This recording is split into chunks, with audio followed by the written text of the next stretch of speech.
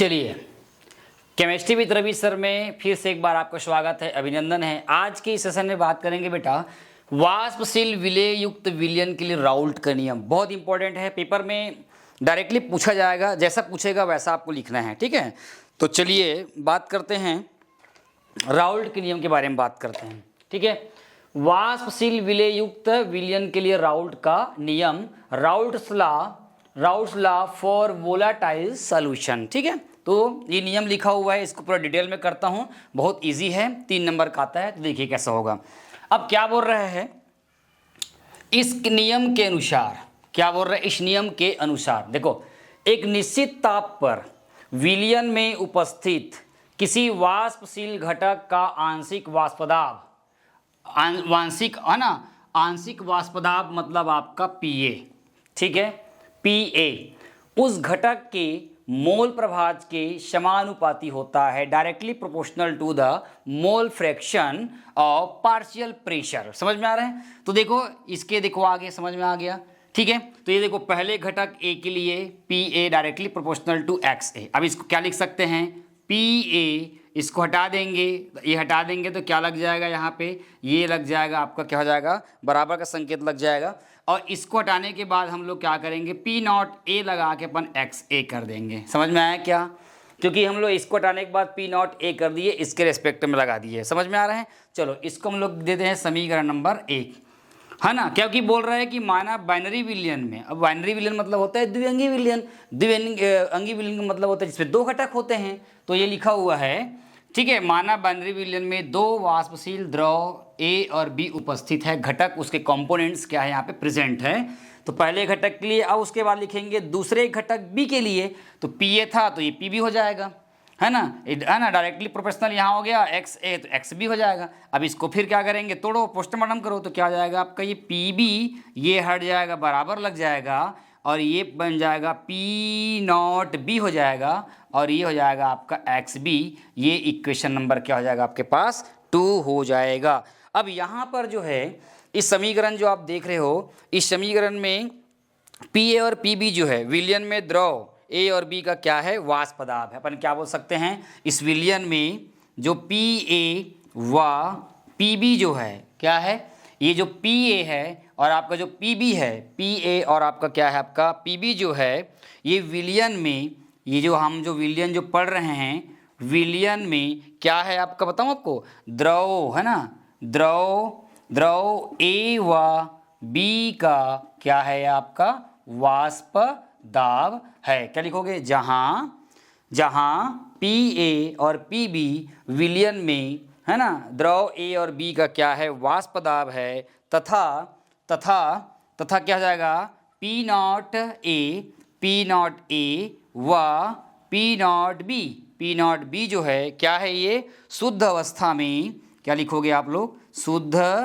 अवस्था में इसका क्या है, ये वाष्पदाब है। ये लाइन को अपन क्या कर देंगे, समीकरण 1 और 2 के हिसाब से लिख देना। समीकरण 1 में Pa व Pb जो है विलयन में द्रव A और B का क्या है वाष्पदाब है, ठीक है, क्या है वाष्पदाब है, जबकि ये इस पे P नॉट P शुद्ध अवस्था में क्या है आपका वाष्पदाब है। अब यहाँ पर जो है और XA और ये बच गया, तो XA व XB क्या है भैया, XA और XB क्या है, विलयन के क्या है मोल प्रभाज है। यहाँ लिख सकते हो आप लोग, विलयन के क्या है, ये मोल प्रभाज है, विलयन के क्या है मोल प्रभाज है, ठीक है। अब यहाँ पर आखिरी लाइन लिखेंगे जब आएंगे, तो वहाँ पर क्या लिखेंगे, अतः समान ताप पर विलयन का कुल दाब P, उसके आंशिक दाब P और Pb के क्या होना चाहिए, बराबर होता है। तो ये लाइन आपको लिखना पड़ेगा, क्लियर करना पड़ेगा, ठीक है।